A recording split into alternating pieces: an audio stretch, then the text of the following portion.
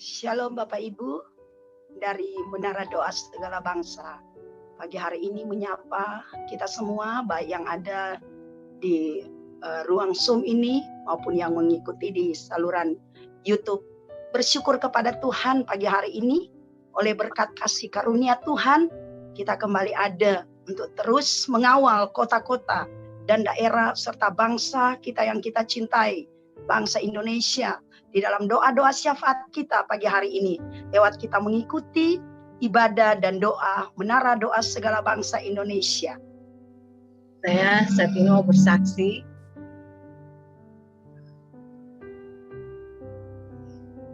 untuk kebesaran nama Tuhan.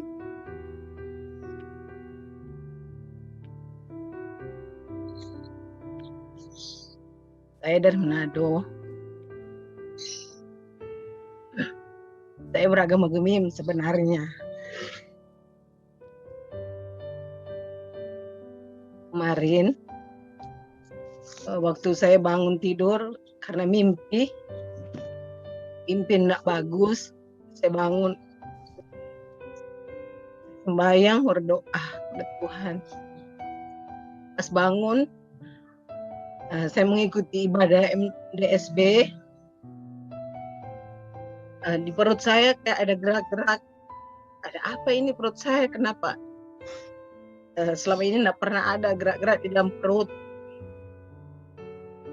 Saya mengikuti perjamuan. Saya percaya dengan perjamuan itu saya akan sembuh seketika itu. Saya percaya tidak ada yang mustahil bagi Tuhan. Pas perjamuan kudus makan roti dan minum anggur, tapi saya tidak pernah minum anggur, saya cuma minum teh seringkali atau air putih, tapi saya makan roti tawar. Tapi kami percaya Tuhan menggantinya dengan tubuh dan darah Kristus. Saya percaya walaupun saya gemim, tapi kami meyakini Tuhan ada bersama dengan saya. Pas selesai ibadah, perut saya sudah tidak ada gerak-gerak lagi. Tapi kami percaya Tuhan yang menyembuhkannya dengan darah dan roti yang saya makan itu. Dan kami yakin sampai detik ini Tuhan tidak pernah meninggalkan kami. Amin. Amin. Tuhan ada bersama-sama dengan kami. Saya percaya apapun permintaan, apapun permohonan, kalau kami sungguh berserah kepada Tuhan, meminta dengan sungguh, Tuhan selalu menolong. Maaf, karena saya sering mengikuti ibadah sini, saya sering menangis. Maaf karena saksian hidup yang kami harus sampaikan kepada saudara semua, bahwa kita harus sungguh percaya Tuhan ada menolong kita dimanapun kita berada. Haleluya. Saksiannya. Amin. Tuhan. Terima kasih. Ya, selamat pagi, shalom untuk Selamat semua pagi. Ibu Debbie. Amin. Iya, saya Debbie dari Ambon, Bu. Saya mau bersaksi, Bu. Tanggal 7 Maret yang lalu, Bu, saya sakit dan itu sudah saya itu sudah nangis lah. Jam 12 malam saya berdoa sama cucu saya. Itu saya minta kesembuhan karena cucu saya itu kan sakit, tak bisa ngomong, jalannya itu nggak terarah gitu. Ketika dia usia 2 tahun 1 bulan dia step.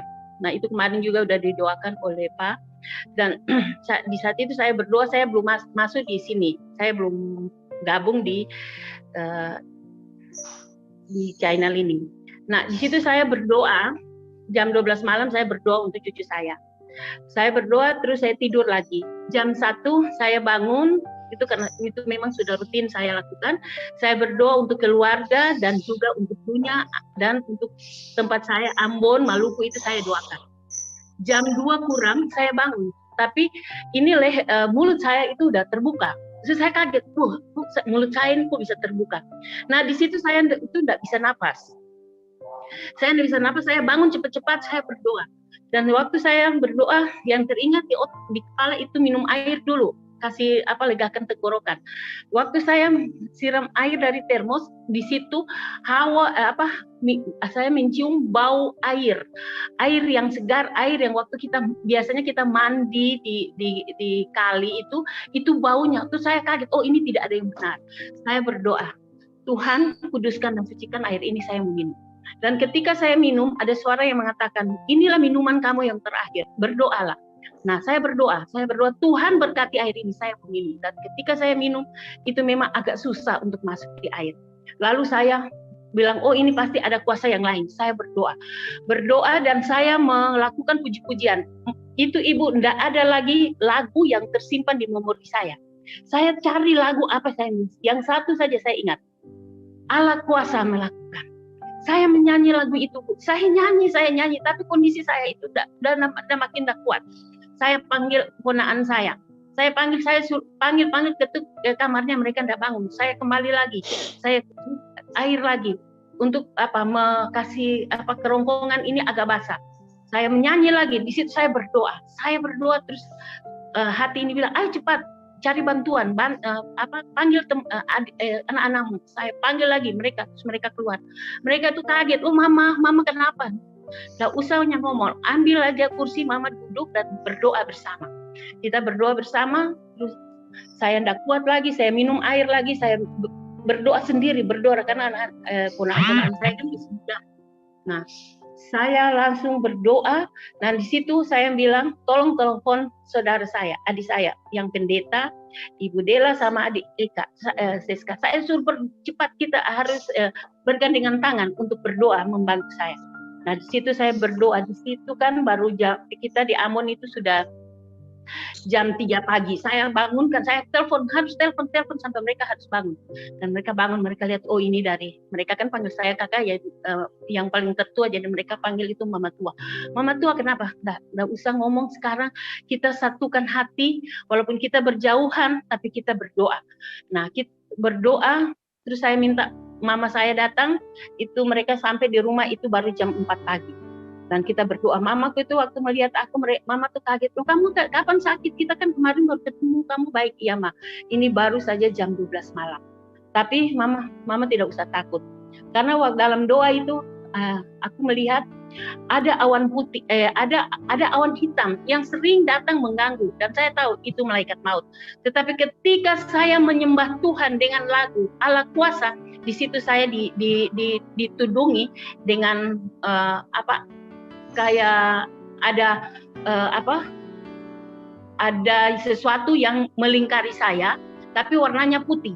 Dan ketika awan hitam itu datang mendekat, maka cahaya-cahaya dari awan-awan putih itu membuat sehingga awan hitam itu tidak bisa datang kepada saya. Dan waktu itu saya adik saya yang di Fakfak di Jawa, Ambon, sama anak saya yang baru saja berangkat ke Dobo karena tugas, itu kami semua berdoa bersama-sama dan bergandengan tangan sehingga sampai pagi. Dan itu memang agak saya lemas. Dan ketika ada yang datang tuh, ada supir saya yang datang, mereka bilang, aduh mama kenapa, sakitnya kapan sampai wajahnya seperti ini? Maaf ya, kayaknya tuh wajahnya tuh sudah seperti orang mau mati katanya. Saya bilang nggak apa-apa, tapi Tuhan itu luar biasa. Dan Amen. Saya sakit sampai jam 1 siang. Akhirnya saya telepon anak saya di Jakarta. Mama mau ke dokter ya? Ya mama ke dokter. Ya kita ke dokter. Dokter bilang mungkin saya ada sakit apa gitu. Tapi aku tuh nggak percaya. Aku nggak mau itu, nggak percaya itu. Terus dia bilang, masa saya sakit seperti itu dok? Iya. Terus dia lihat lagi, ibu ini mungkin ada kuman di mulut. Karena lidah saya itu tebal dan putih. Kalau orang Ambon bilang itu songger. Songger itu kan biasanya yang kena itu anak-anak kecil. Tapi saya bilang enggak apa-apa.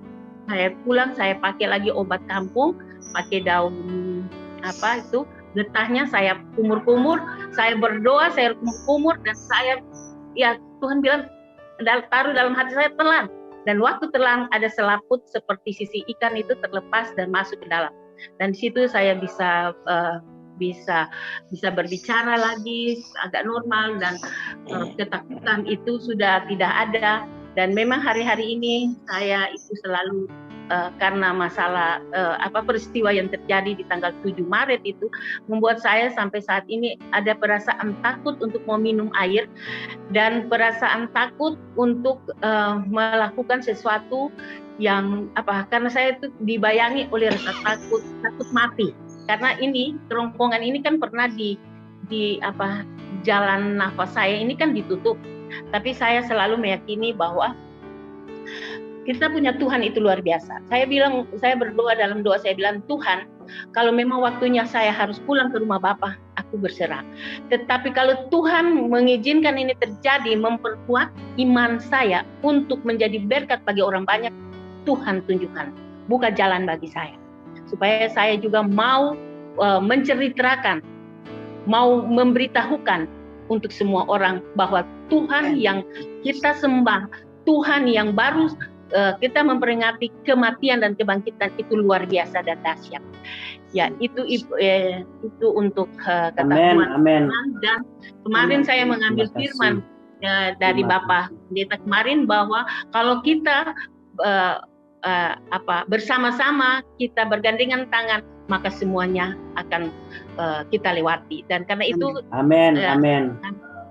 Persekutuan keluarga itu yang luar biasa sehingga saya ada sampai dengan saat ini. Terima kasih, Pak. Amin. Terima kasih, Tuhan berkati. Dan saatnya kita akan mendengarkan firman Tuhan. Kami akan serahkan kepada Pastor Richard Surinta untuk melayani kita pagi hari ini. Silakan, Pak. Shalom semua. Shalom. Haleluya. Shalom. Haleluya. Amin. Shalom. Tuhan Yesus memberkati kita ya. Amin. Terima kasih, Ibu Pak. Meike, Ibu Debbie memberikan kesaksian yang sangat luar biasa, dan memang kita sebagai anak Tuhan, apa yang menjadi kesaksian kita, menjadi mujizat kita dulu, ya jangan sampai dilupakan. Karena mujizat-mujizat yang lalu itu selalu menjadi kekuatan untuk menghadapi masa sulit di depan, gitu. Ya, kalau dulu Tuhan pernah menolong, maka hari ini juga Dia menolong. Gitu. Itu sebabnya jangan sampai kita takut untuk bersaksi, ya, gitu.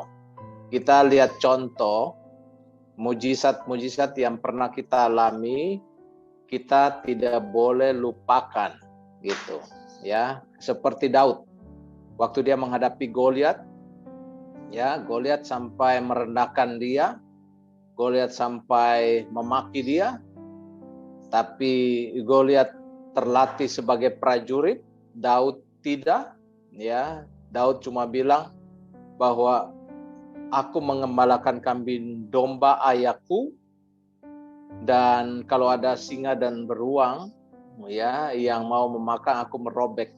Jadi engkau yang nanti bagian dari salah satu singa dan beruang yang aku akan buat, gitu. Itu sebabnya artinya Daud dulu punya pengalaman kecil mengalahkan singa dan beruang, dia menghadapi Goliat, itu menjadi satu pengalaman. Artinya kalau kita ada masalah, kita harus ingat kembali kuasa Tuhan, mujizat Tuhan, kasih Tuhan yang pernah kita alami untuk menjadi kekuatan hari ini. Ya, mantap. Ya, Ibu Meike ya di Manado yang bersaksi, bilang nangis enggak apa-apa kalau nangis di hadapan Tuhan, itu mantap. Asal jangan nangis karena persoalan aja, ya. Kita orang Kristen, persoalan terbesar itu ketika kita menjadi putus asa, itu. Setelah orang Kristen putus asa, udah selesailah, ya. Tapi kalau kita masih punya Tuhan, kita semangat, apalagi di masa-masa pandemi seperti ini, ya kita harus selalu kuat, ya. Baik saudaraku yang kasih dalam Tuhan, ya, puji Tuhan, Tuhan Yesus memberkati. Saya terima kasih kepada Bapak Gembala dan semua pengurus yang telah mempercayakan saya untuk melayani. Hari ini kita mau bicara tentang Mission Impossible. Saya kasih tema ini karena ada hal-hal yang kita bisa kerjakan dalam hidup. Ya, jujur aja ya, ada banyak hal yang orang selesaikan tanpa doa. Tapi ada hal-hal yang memang harus kita doakan. Ya, banyak orang yang aku tidak ke gereja aja, aku ya tidak berdoa aja aku bisa melakukannya. Oke, tetapi nanti satu saat dia akan terbentur kepada sesuatu hal yang sangat sulit. Ya, sangat sulit.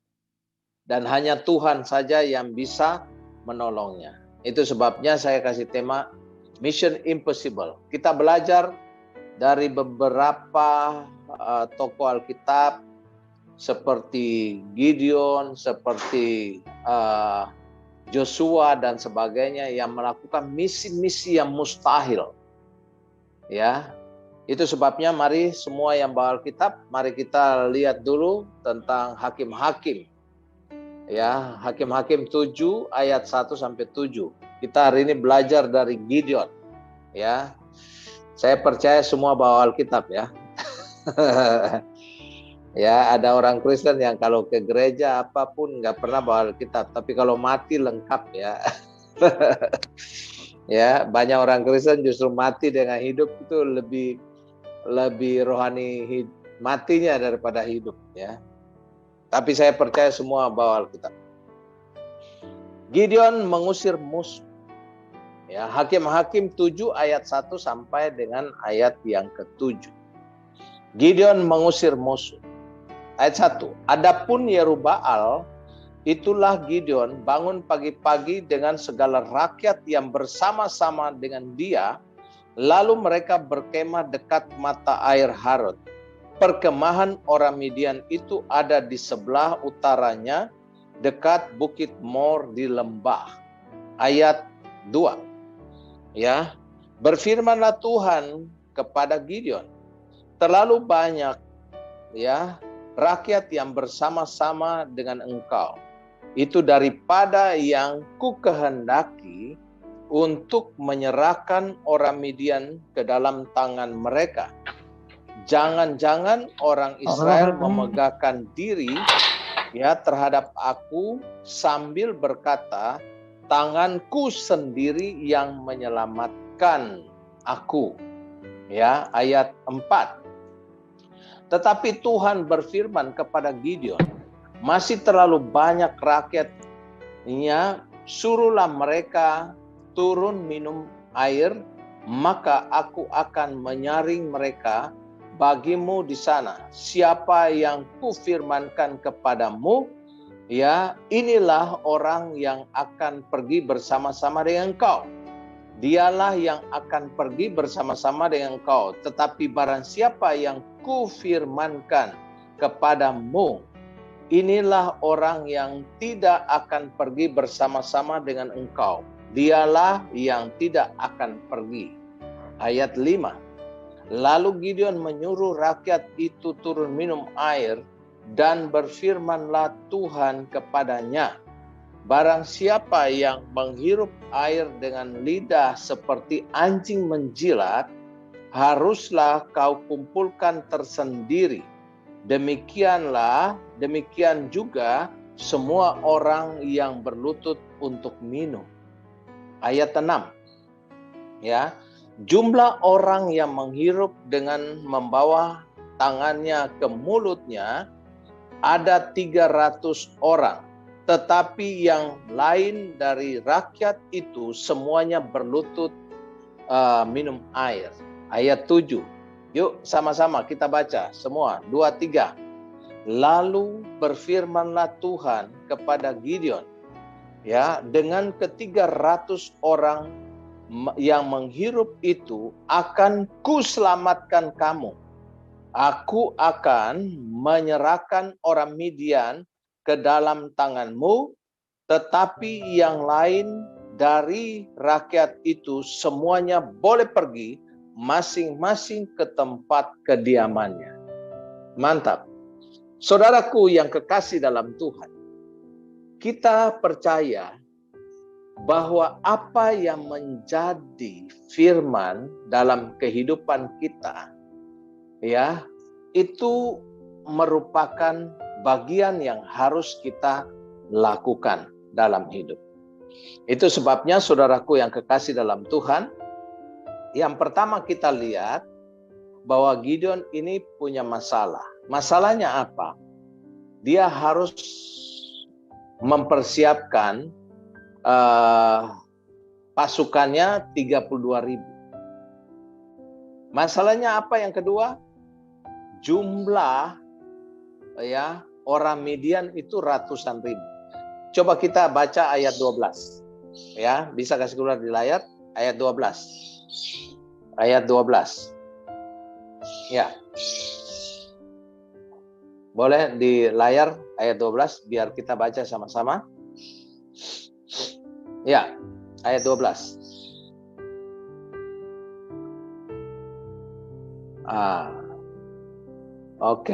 Oke, kita baca sama-sama ya ayat 12. Biar kita bisa tahu jumlah musuhnya berapa, jumlah Gideonnya berapa. Ya, ini jumlah musuh. Ayat 12, 2, 3. Adapun orang Midian dan orang Amalek dan semua orang dari sebelah timur itu bergelimpangan di lembah itu seperti belalang banyaknya, dan onta mereka tidak terhitung, seperti pasir di tepi laut ya banyaknya. Ya, jadi saudara lihat di sini kalau kita menafsirkan di situ dikatakan seperti ya belalang ya, dikatakan di situ berkelimpangan di lembah itu seperti belalang banyaknya. Seperti pasir di laut yang tidak terhitung. Itu biasanya penafsiran itu selalu harus memakai minimal itu ratusan ribu. Ya, jadi kalau sudah dikatakan bahwa seperti belalang banyaknya, onta mereka tidak terhitung, lalu seperti pasir di laut, itu berarti ratusan, di atas ratusan ribu. Bayangkan saudara, Gideon mempersiapkan pasukannya 32.000, lalu musuhnya itu ratusan ribu. Secara matematika itu nggak mungkin. Ya, kekuatan perang seorang panglima perang pernah mendata ya bahwa kalau melawan ratusan ribu dengan 32.000 atau pun sampai dengan 300 orang itu tidak bisa. Ya, tidak bisa. Bahkan kita lihat di sini bahwa memang kita membutuhkan tangan Tuhan. Ya, seperti bangsa Israel yang keluar dari Mesir itu kurang lebih di atas 3 juta. Ya, 3 juta orang. Seorang panglima perang dari Israel pernah menghitung bahwa satu hari mereka membutuhkan air berapa, satu hari mereka membutuhkan makanan berapa di padang gurun, satu hari mereka membutuhkan ya, sandang dan pangannya berapa. Ya, jadi kalau dihitung, kalau kekuatannya begitu, maka mereka harus membutuhkan ribuan ton makanan untuk disiapkan di padang gurun.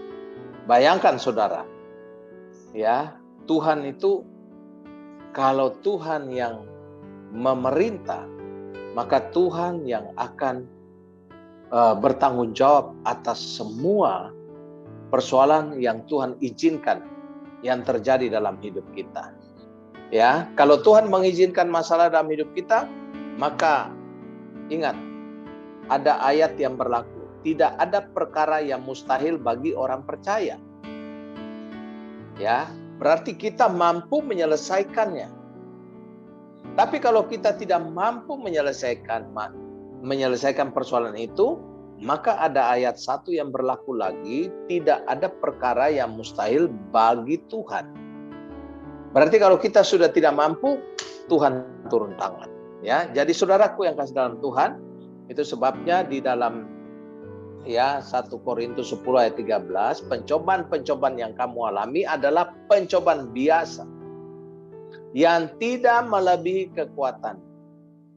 Ya, bahkan yang pertama biasa, yang kedua tidak melebihi kekuatan, yang ketiga Allah memberikan jalan keluar. Jadi kalau Tuhan melihat kita sudah tidak mampu, tidak berdaya, pasrah, kita datang pada Tuhan. Itu sebabnya menara doa sangat luar biasa, ya, memberkati banyak orang-orang, ya, dari Ambon, dari Manado. Saya lihat kesaksian-kesaksian luar biasa, ya. Jadi kalau saudara bergabung di menara doa ini sangat baik, ya, sangat baik, ya. Itu lihat, pencobaan-pencobaan yang kamu alami adalah pencobaan-pencobaan biasa, ya, itu biasa, dia tidak spesial, ya. Itu sebabnya jangan terlalu memikirkan persoalan itu sampai dibawa tidur, sampai dibawa stres dan sebagainya, ya. Itu biasa yang tidak melebihi kekuatanmu. Berarti Tuhan tahu bahwa kekuatan kita mampu menyelesaikan persoalan. Itu sebabnya Tuhan mengizinkan masalah dalam hidup kita sesuai kapasitas. Sebab Allah setia dan karena itu Ia akan membiarkan kamu dicobai, tidak akan membiarkan kamu dicobai melampaui kekuatan. Pada waktu kamu dicobai, dikatakan di situ, Ia akan memberikan kepadamu jalan keluar. Mantap. Mission impossible. Saya senang sekali kalau berbicara tentang misi-misi yang mustahil. Ya, salah satu misi yang mustahil seperti Joshua. Joshua, Tuhan bilang begini, ya, taklukkan itu Yeriko. Ya, Joshua itu panglima perang loh, saudara. Joshua itu panglima perang. Dia punya strategi perang untuk menaklukkan Yeriko. Tapi Tuhan bilang, you tutup mulut aja, strategimu you diam. Yang ada you muter aja. Bangsa Israel itu muter aja sambil nyanyi, ya. Kalau diam dulu, ya. Ini bangsa Israel ini terlalu banyak menggerutu, jadi Tuhan bilang diam. Nah, pada waktu bersorak baru bersorak. Gitu. Itu sebabnya padahal strategi perang seorang panglima seperti Joshua untuk menaklukkan tembok Yeriko, dia bisa bikin terowongan untuk masuk ke dalam. Dia bisa manjat ke atas. Tapi Tuhan bilang diam. Strategimu diam aja. Gitu. Ya, yang ada you muter aja. Temboknya roboh. Saya waktu di Israel, saya ditanya sama seorang guide. Ya, kebetulan dia baca buku. Dia tanya sama saya, Pak Richard, tembok itu robohnya ke dalam atau keluar? Saya malah bilang itu emang penting itu. Oh, penting sekali. Orang arkeolog bilang itu sangat penting. Tembok itu roboh ke dalam atau keluar. Saya bilang Alkitab tidak menulis bahwa tembok itu roboh ke dalam atau keluar. Ya, tapi menurut arkeolog itu temboknya itu robohnya keluar. Kenapa itu begitu penting? Kalau robohnya ke dalam, itu berarti ada kekuatan manusia, kekuatan Israel yang mendorongnya. Tapi tembok itu robohnya dari dalam kotak keluar. Ya, ke arah bangsa Israel yang sedang memutar. Kenapa? Karena kalau dia roboh keluar, tidak mungkin orang dalam merobohkan tembok. Karena dia lagi takut ada musuh di luar. Yang kedua, bahwa kita lihat di situ bahwa pentingnya tembok roboh keluar menurut arkeolog, bahwa tembok itu roboh keluar itu tangan Tuhan. Itu sebabnya ada tangan Tuhan yang tidak terlihat di dalam kehidupan kita orang percaya dalam menjalani kehidupan. Itu sebabnya sekecil apapun mujizat yang kita alami, pengalaman-pengalaman yang kita alami, harus kita identik dengan Tuhan. Ya, itu. Amen. Kenapa Tuhan marah kepada bangsa Israel? Saya membaca Alkitab bahwa yang keluar itu kurang lebih 3 juta orang.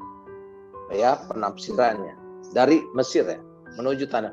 Tapi yang tertinggal itu 2 orang yang masih hidup, Yosua dan Kaleb.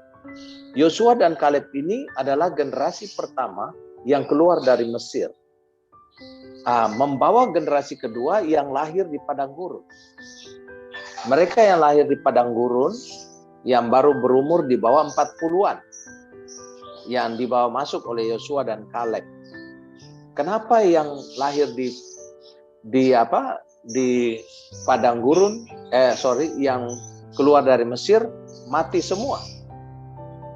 Karena ada satu hal yang mereka lupa, bahwa mereka selalu melihat mujizat, laut terbelah, air mengeluarkan, gunung mengeluarkan air, roti mana turun, tapi mereka tidak melihat itu sebagai tangan Tuhan. Mereka mengeluh kepada Tuhan. Mereka melihat mujizat, tapi mereka tidak mengidentik itu dengan Tuhan. Akhirnya Tuhan marah. Ya, Tuhan marah kepada mereka.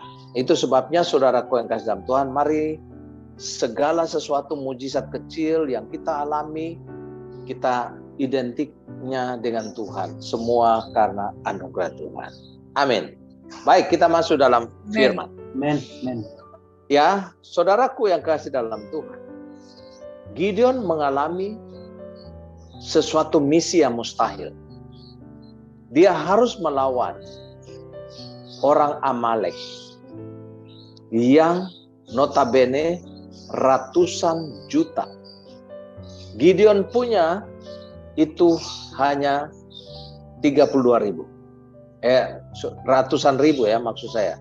Ratusan ribu, tapi Gideon punya 32.000.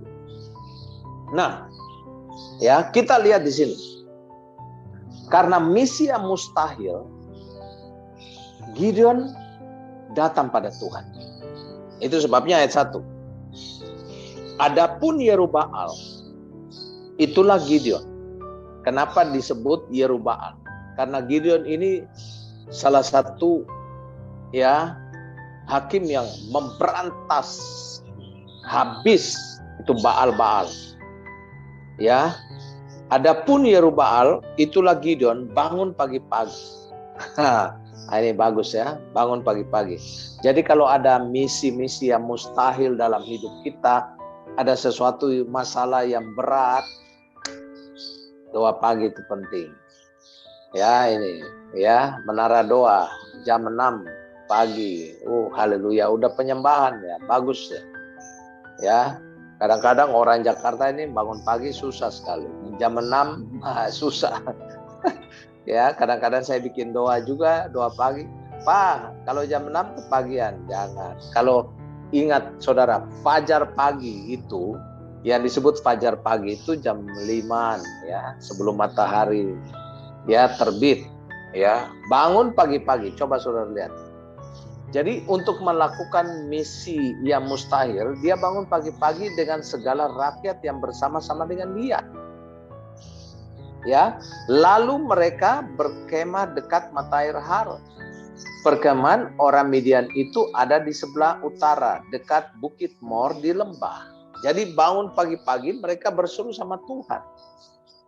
Ya, saya percaya bahwa dalam kehidupan kita sebagai anak Tuhan, ya, kita membaca firman di pagi hari. Itu sebabnya saya selalu bilang begini. Orang kalau membaca firman di pagi hari, ambil, ada yang bilang sama saya begini, Pak Richard, saya jujur aja ya, saya kalau baca Alkitab pagi-pagi itu, Alkitab itu susah. Kenapa susah? Karena saya nggak mengerti. Ini, menurut hermeneutik, menurut ahli tafsir, bahwa kalau kita baca Alkitab, yang pertama, kita harus tahu apa yang Tuhan ngomong. Itu aja kita cari. Ayat ini apa ya yang Tuhan ngomong. Yang kedua, kita lihat bahwa apa yang memang harus kita kerjakan. Kayak Tuhan bilang, kuduskanlah kamu sebab aku kudus. Berarti Tuhan sedang berbicara tentang kekudusan. Yang Tuhan mau adalah kita hidup kudus. Yang ketiga, kalau saudara baca Alkitab di pagi hari, tafsirkan itu hari per hari aja. Ya, memang Alkitab ayat itu berlaku sepanjang masa, oke. Tetapi kalau saudara baca, ya kayak contohnya hari ini kita belajar tentang Alkitab, tentang misi impossible. Berarti mungkin sepanjang hari ini kita akan mengalami hal-hal yang mustahil dalam hidup. Tapi kita harus kuat dengan ayat yang firman yang Tuhan kasih. Itu sebabnya yang pertama, untuk menyelesaikan masalah-masalah hidup kita, yang pertama adalah berdoa. Cari Tuhan. Ya, di pagi hari, silakan. Karena sepanjang hari kita tidak tahu apa yang kita alami. Di luar rumah, di dalam rumah, kemana kita pergi, kita nggak tahu. Banyak orang yang pergi keluar, sampai akhirnya tidak pulang. Itu sebabnya, artinya marilah kita di pagi hari, kita datang pada Tuhan. Supaya ada hal-hal yang sulit, ya itu. Itu sebabnya Gideon di dalam tafsiran ini, ayat 1 ini, Gideon sebenarnya berseru sama Tuhan. Bahwa ini misi yang mustahil. Ya, ini misi yang mustahil. Gideon hitung pasukan dia 32.000. Ini suku yang paling kecil. Suku Menasye. Gideon lihat suku Amalek itu ratusan ribu. Ratusan ribu. Artinya apa, saudara? Suku Amalek ini terbiasa di gurun. Mereka hebat sekali. Luar biasa. Bangsa Israel ini adalah bangsa yang baru keluar. Ya, boleh dikatakan tidak punya pengalaman di dalam gurun. Itu sebabnya Gideon membutuhkan tangan Tuhan. Dia datang pagi-pagi dengan seluruh rakyat, mereka datang. Itu sebabnya saudara, kalau saudara berdoa harus ada saat teduh supaya bisa mendengar suara Tuhan. Ya, gitu. Gideon mendengar suara Tuhan di pagi hari ketika dia berdoa. Dia menghitung pasukannya, dia bilang, pasukan aku 32.000, pasukan musuh ya Tuhan itu ratusan ribu. Akhirnya Tuhan menjawab. Ya, ayat kedua. Ayat 2, coba kasih keluar. Ayat 2. Dikatakan apa? Ya, bisa kita tunggu ya, ayat 2. Ayat 2. Berfirmanlah Tuhan kepada Gideon. Ini. Tuhan berfirman.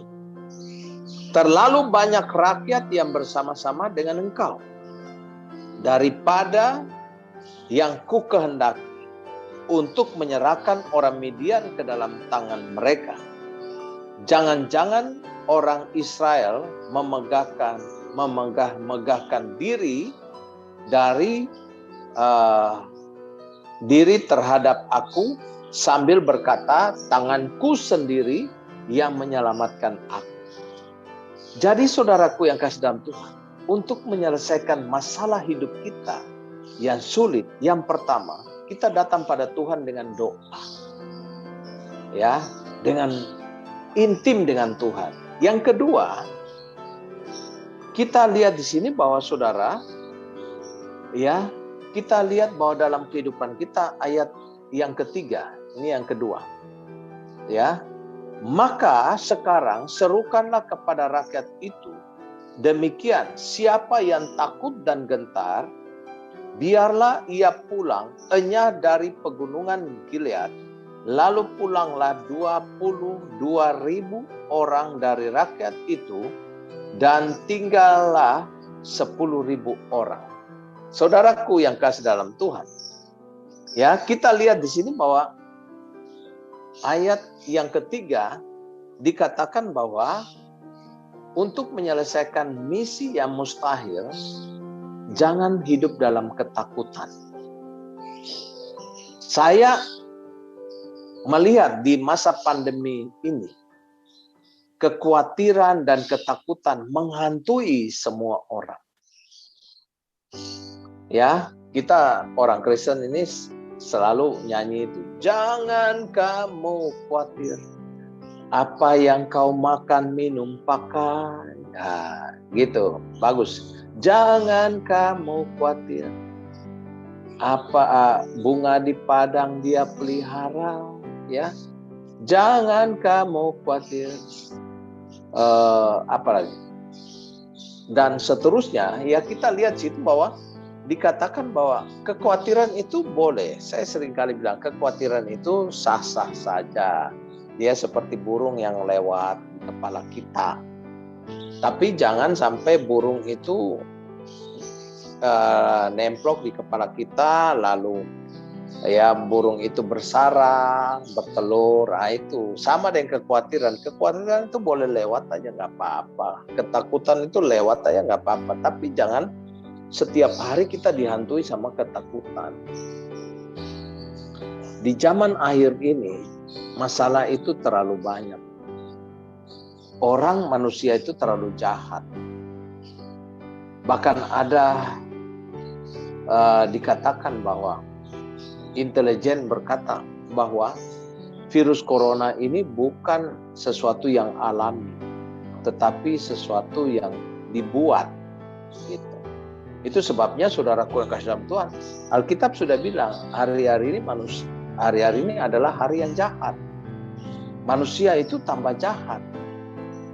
Ya, kita lihat di sini bahwa dalam kehidupan kita, mari, ya, di masa-masa sulit seperti ini, jangan hidup dalam ketakutan. Ya, apalagi kita pelayan-pelayan Tuhan. Ya, kita harus lebih kuat, menjadi contoh. Bahkan saya selalu bilang begini, kalau pelayan Tuhan, ya, hamba Tuhan atau pendeta, kita doakan jemaat. Kadang-kadang jemaat punya masalah dengan kita sebagai pendeta. Lebih berat pendeta daripada jemaat. Tapi kita harus mendoakan.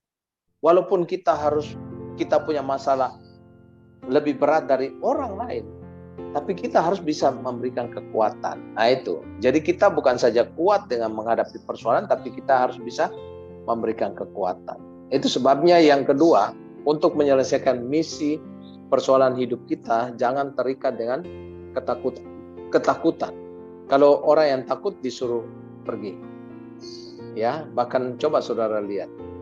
Tuhan bilang kepada Gideon, terlalu banyak. Ya, terlalu banyak rakyat yang bersama-sama dengan engkau.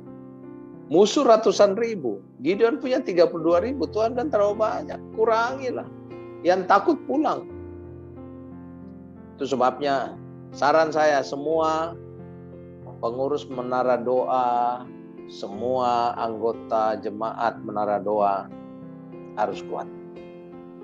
Jangan jadi orang Kristen yang lemah. Masih ada Tuhan Yesus, ya, masih ada Tuhan yang selalu bersama. Amin. Amin.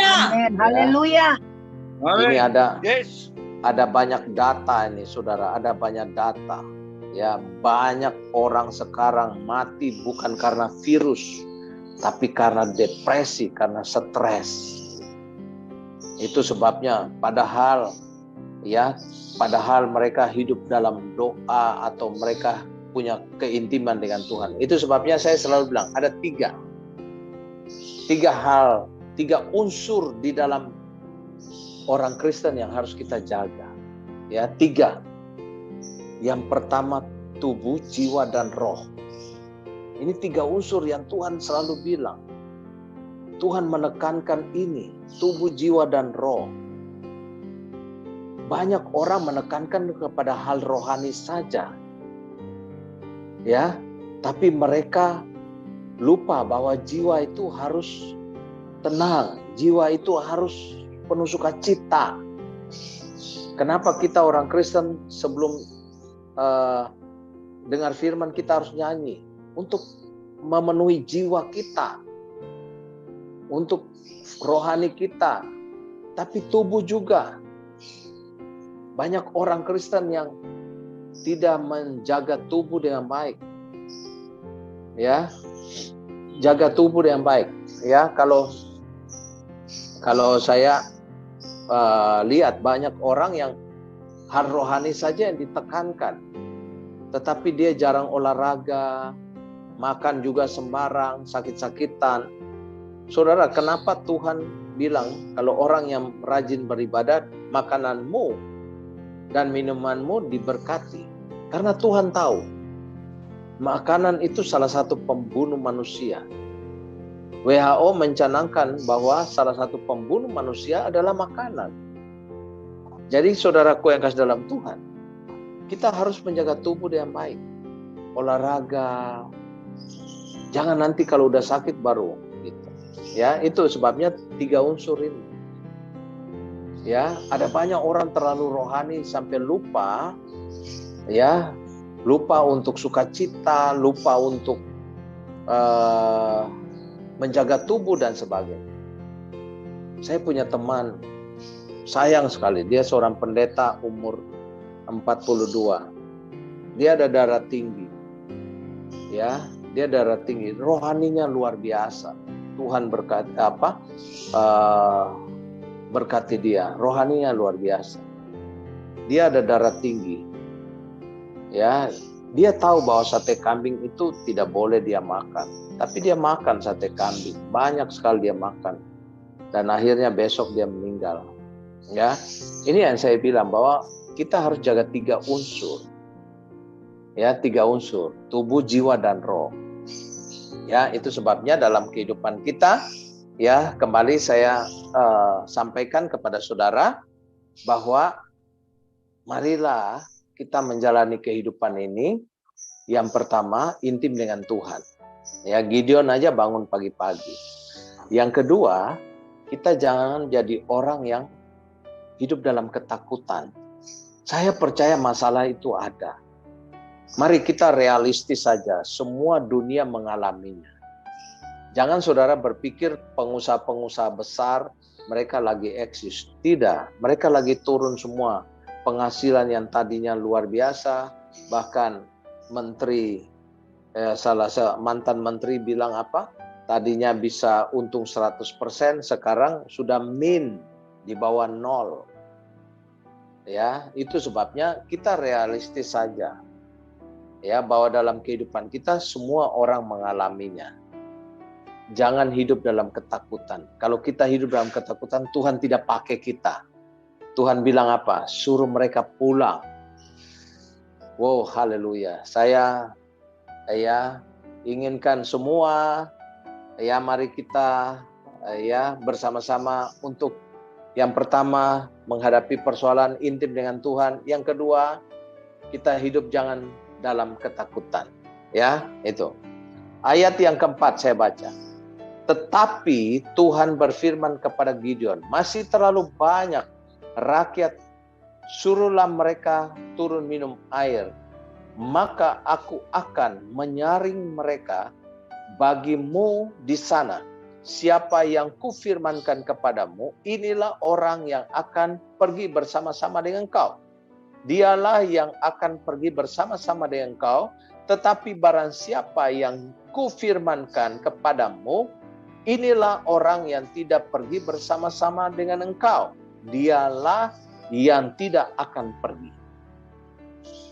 Jadi saudaraku yang kasih dalam Tuhan, ternyata Tuhan masih belum puas. dari 32.000, orang-orang yang hidup dalam ketakutan disuruh pulang. Nggak dipakai. Nggak ada fighting spiritnya. Nggak bisa fight dalam menghadapi hidup. Banyak orang sekarang, banyak ibu-ibu, banyak istri-istri yang ada di rumah, nggak keluar-keluar rumah, ketakutan untuk keluar. Tapi di rumah depresi, stres terus. Stres terus. Bagaimana Tuhan mau pakai hidup kita? Ya, itu sebabnya saudara, Tuhan masih belum puas dengan 10.000. Jadi saudara, orang dari 32.000 yang ketakutan, hidup dalam ketakutan, yang nggak dipakai Tuhan adalah 22.000. Tinggal 10.000. Tuhan masih belum puas lagi. Ya, mari kita ikuti cara Tuhan. Kadang-kadang kita mau melakukan sesuatu itu, kita mau take over sendiri. Kadang-kadang Tuhan bilang, kepintaran kita, mulut kita, diam. Hanya metode Tuhan saja. Ya, ayat 5. Lalu Gideon menyuruh rakyat itu turun minum air dari 10.000 ya. Dan berfirman kepada Tuhan kepadanya, barang siapa yang menghirup air dengan lidah seperti anjing menjilat, haruslah kau kumpul tersendiri, demikian juga semua orang yang berlutut untuk minum. Saudaraku yang kasih dalam ayat yang ke-6. Jumlah orang yang menghirup dengan membawa tangannya ke mulut, gini ya, minum, mulut, ya, ada 300 orang. Tetapi lain daripada rakyat itu semuanya berlutut untuk minum, menjilat bagaikan anjing. Ternyata saudara, apa bedanya?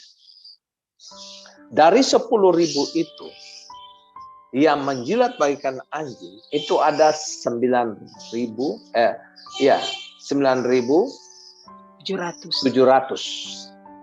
Hebat. Yang hidup dari tangan ke mulut itu cuma 300. Apa bedanya? Orang yang hidup dari tangan ke mulut itu orang yang bisa berjaga-jaga sambil melihat musuh, dia minum air. Tapi orang yang menjilat bagaikan anjing, matanya terlihat kepada air, selalu melihat pada dirinya, selalu egois pada dirinya. Sementara dia tidak memiliki kehidupan untuk berjaga-jaga. Ingat saudara, iblis mengaung-ngaung seperti singa. Ya, mengaung-ngaung seperti singa. Dia ada di mana? Dia ada di sekitar kita. Apakah setan tahu di otak kita ada hal negatif? Apakah setan tahu ada rencana jahat untuk kita lakukan? Dia tidak tahu. Karena setan itu bukan maha tahu. Yang tahu itu adalah Tuhan. Kalau saudara dan saya punya pikiran negatif, pikiran jahat, setan nggak tahu. Yang tahu adalah Tuhan. Karena Tuhan itu maha tahu. Alkitab bilang bahwa setan itu tidak maha tahu. Ya. Tetapi ketika kita melakukan hal yang jahat, baru setan tahu orang ini gampang ditelannya. Itu sebabnya kita harus berjaga-jaga. Ingat saudara. Ingat. Alkitab berkata apa? Ketika Yesus dicobai oleh iblis, akhirnya dia kalah. Dia bilang apa? Setan, iblis mundur menunggu waktu yang tepat lagi. Artinya kalau hari ini saudara menang atas setan, saudara mengalahkan dosa. Tapi satu saat ada tantangan lagi. Itu sebabnya kita berjuang, kita melakukan, ya kita berjaga-jaga harus ya setiap saat. Ya, kita jangan jadi orang yang akhirnya puas saja. Udahlah, gue udah kalahkan dosa, gue udah kalah.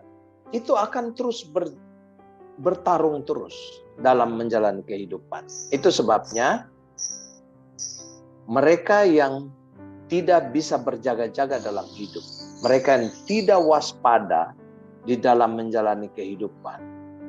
Ya, rohani jalan, duniawi pun jalan, itu tidak dipakai. Disingkirkan. Dari 10.000, orang-orang yang tidak punya kesiapan mental rohani, disingkirkan. Tuhan bilang, suruh pulang. Tinggal 300. Saudara, saya cari tafsiran, kenapa kok cuma 300? Ya, coba kasih keluar ayat 2. Ayo kita baca. Kenapa cuma 300? Ya, coba kasih keluar ayat 3. Ayat 2 ya. Ayat 2. Bisa kasih keluar di layar? Kita baca sama-sama. Kenapa cuma 300? Ya. Bisa ya? Hakim-Hakim 7, Pak. Ya, Hakim-Hakim 7 ayat 2. Ya, coba kasih keluar. Kenapa Tuhan bilang, Gideon, dengan 300 orang itu engkau akan mengalahkan suku Midian? Ya, bisa kita baca ya?